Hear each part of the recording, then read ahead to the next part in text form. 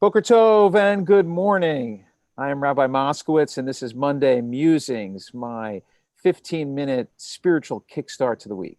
I really hope that this can help get you thinking about the issues at hand and also just help to recharge your spiritual batteries. I'm the rabbi, of course, of Congregation Lador Vidor here on Long Island, and I'm very pleased that I'm joined this morning by Billy Planner, the founder and director of Edgar 36, which is a political and social justice summer program for teens and adults now, Billy tells me.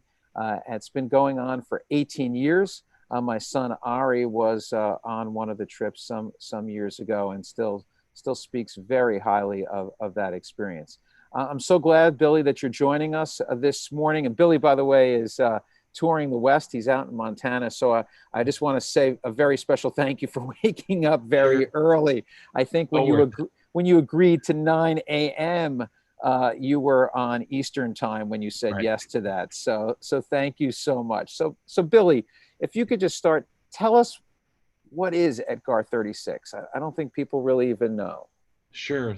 First of all, it's great to be here. Secondly, math is not my strong point, so I didn't do the calculation of the timing, but it is great to be here. So Edgar 36 is a journey. It's two parts. The summer journey is a 36-day cross-country journey where the teenagers are exposed to multiple views of issues. For example, for high school students, when school was in session, guns are still a major issue in schools. So to talk about guns in America, we meet with a father whose son was shot and killed at Columbine High School. But then we turn around, and he's a major gun control advocate. But then we turn around and meet with a lobbyist of the National Rifle Association to hear their side of the debate, all for the teenagers to discover what it is they think, what they may feel about the issue, to test drive if they have opinions already on these issues. And so some of them do change their minds, some of them tweak their views, and some of them are like, I've heard the other side and I'm doubling down on what I think. But really to engage in the lost art of civil discourse in America. This is not Fox versus MSNBC. This is you discussing and debating the current issues in a calm, intellectual way for you to really just challenge yourself. And Etgar is the Hebrew word for challenge. And then from that first summer trip in 2003, we started to get asked to run basically the first 3 days of the summer trip, which is the civil rights journey in the American South.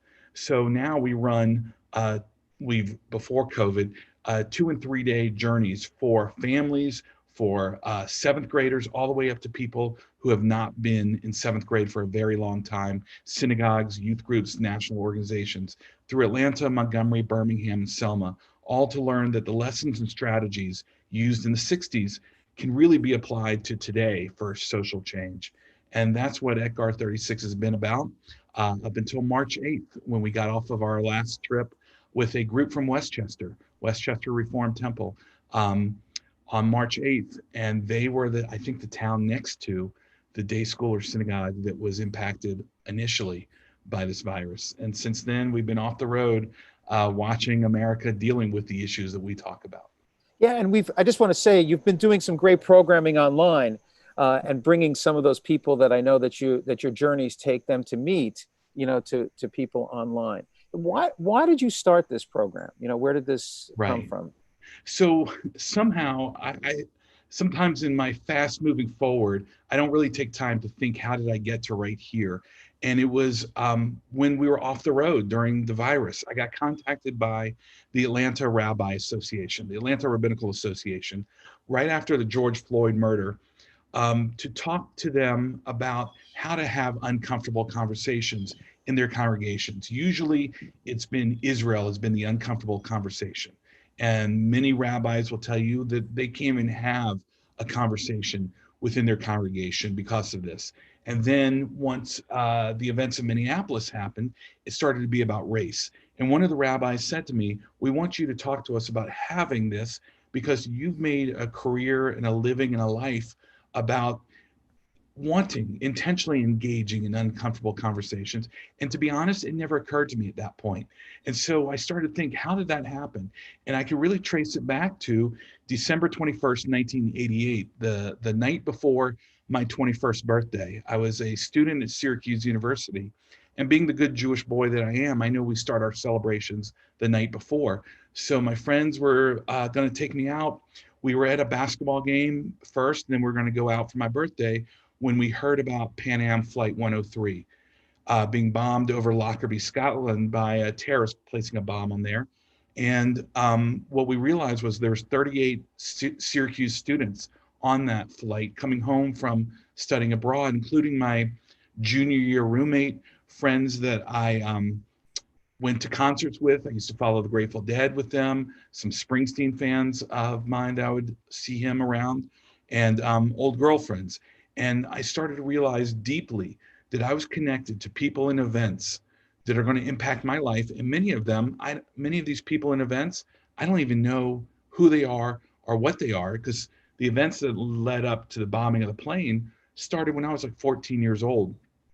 And when I became a synagogue youth director after college, I started realizing that some of the programming I was doing was, I didn't even know at the time, was really trying to get the teenagers to understand these connections.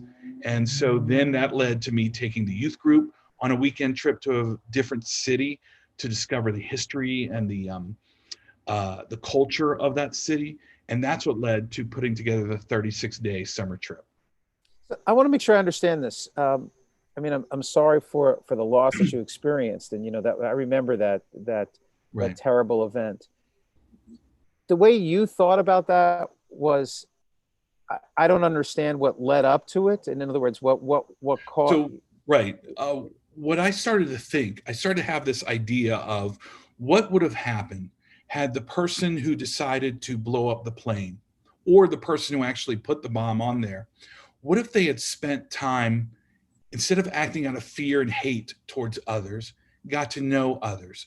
In our world, in our Jewish culture history, this is our Passover narrative. It all begins with there came a new Pharaoh upon the land who did not know from Joseph. So when he saw how numerous we were in Egypt at the time, he acted in a very human way out of fear and ignorance and hate, and enslaved us. So I just had this idea of, what if people got to know each other? There's a bumper sticker on our summer trip. If you can see yourself in the other, then whom can you harm? And so a lot of the trip is about taking people from the other, where you are able to put your worst thoughts, fears, and hate onto the other. You're dehumanizing the other. What if they just became another person? And so these are ideas I was having in reaction. They were not fully formed at that point. They were just ideas. And part of what I was saying was, I started to understand there are people, I don't know the person who bombed Pan Am Flight 103, but they deeply impacted my life, in positive and negative ways. I mean, you could look at the work I've done and it's a positive result. It's taken a horrific situation and put a positive result on it, in that we're taking people out on the road because of it.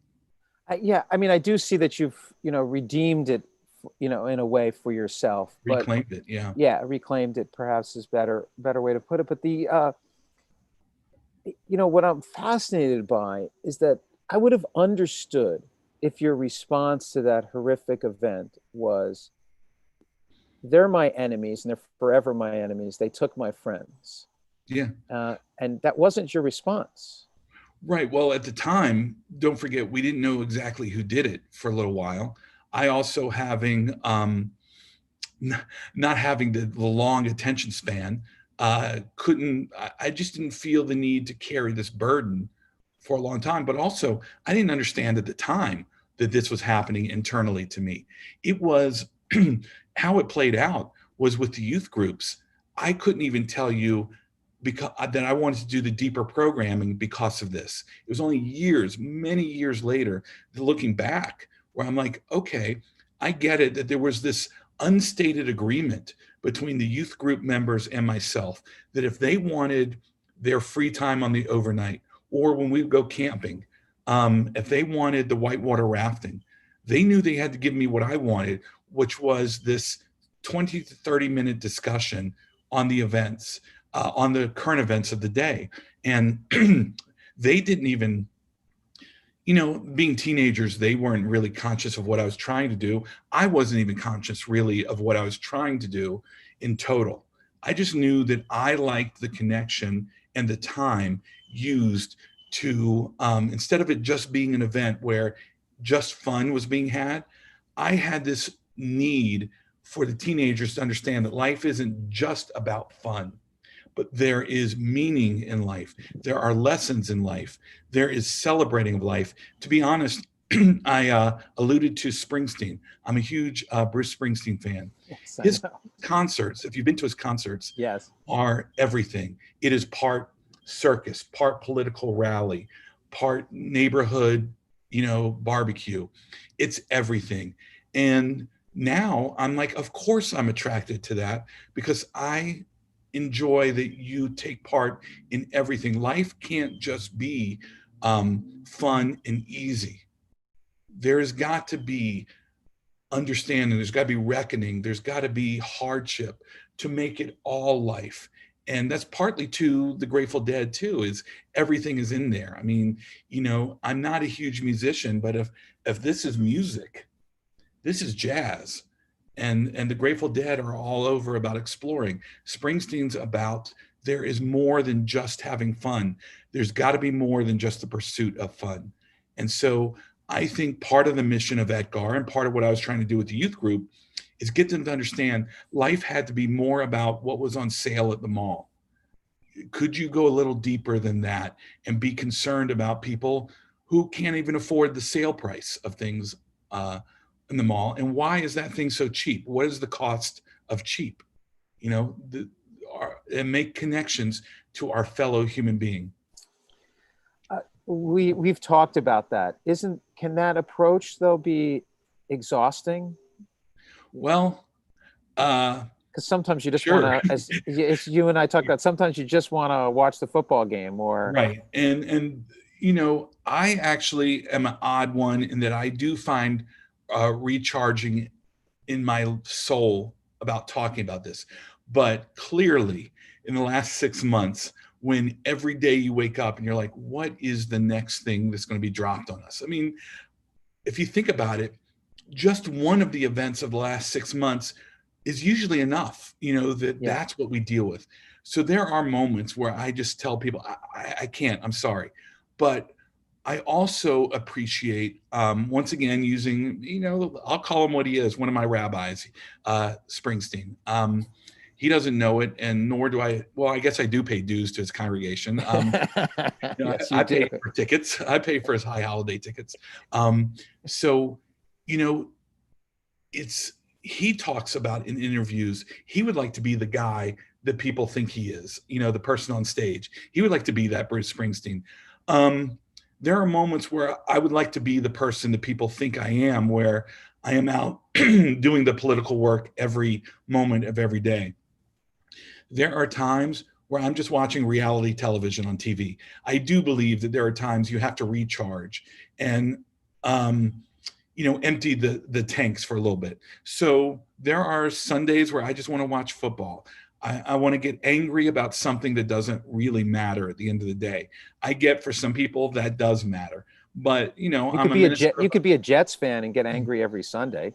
You could, but I was a Braves fan in the 70s and 80s, so I've lived that life. Then I got rewarded by the 90s and onward.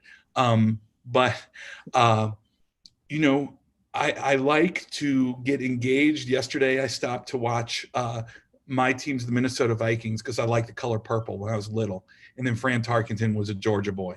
I liked getting invested in that and feeling the all the emotions of that for something that at the end of the day doesn't matter. Yeah. Because I do get charged up to take on the work that does matter. So there are times where I've had to tell people when they've called, not now. I just can't. I've just had 3 phone calls, or I'm struggling with this and I won't give you a good answer. So I think you have to empty out and recharge. You've got to take time. I see people who are angry at every slight that happens on both sides, and social media helps that. Sorry about that. It's okay. Social media helps that, but helps you rage like that.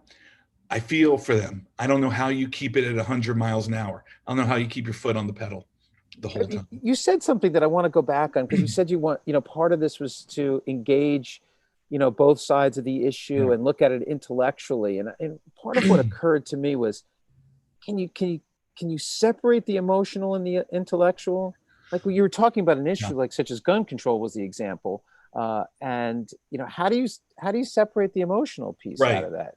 So the first 5 days of the summer trip are the civil rights trip, Atlanta to Little Rock, and not in a dismissive way, learning about the history of the civil rights and engaging in the history, the 60s civil rights in 2020 is easy, because you can look back and be like, well, yes, of course people should be able to sit where they want on the bus.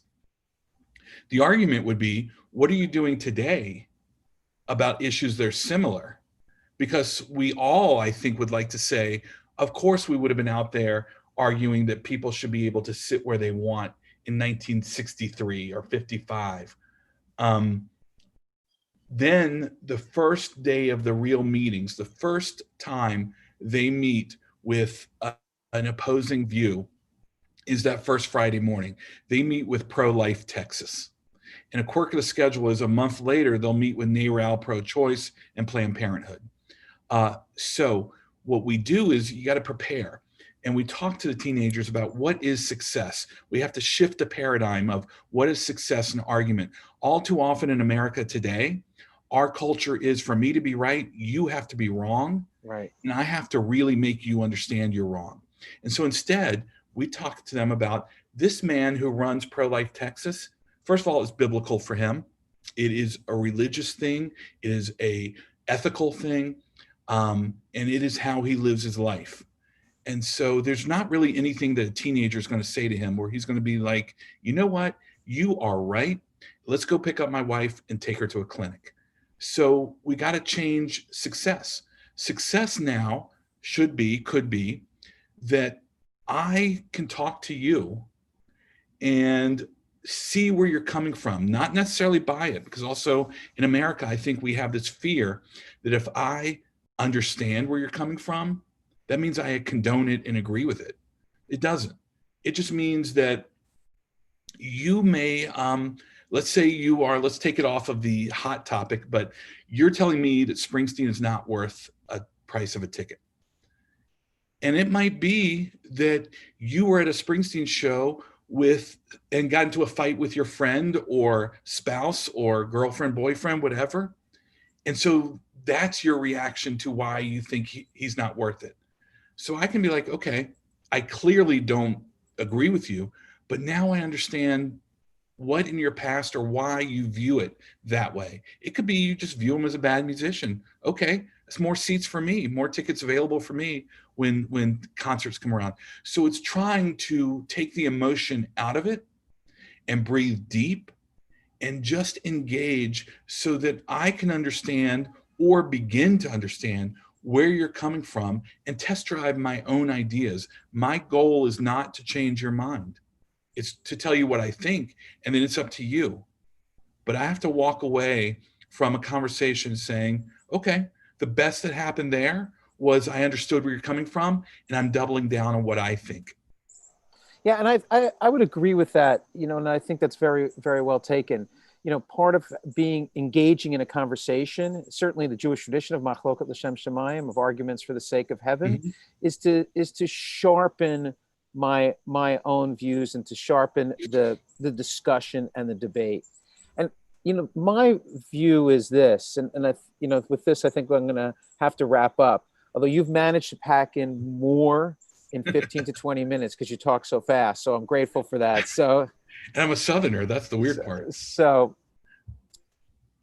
I think if you start the conversation, the debate with friendship and promise to end with friendship, Like if that's the starting point, if the relationship is what you're holding up as the highest value, and not trying to convince the other person, as you said, like I'm right, you're wrong. Right. And I think too often in our culture today, friendship is defined by agreement, not by the love and by the relationship.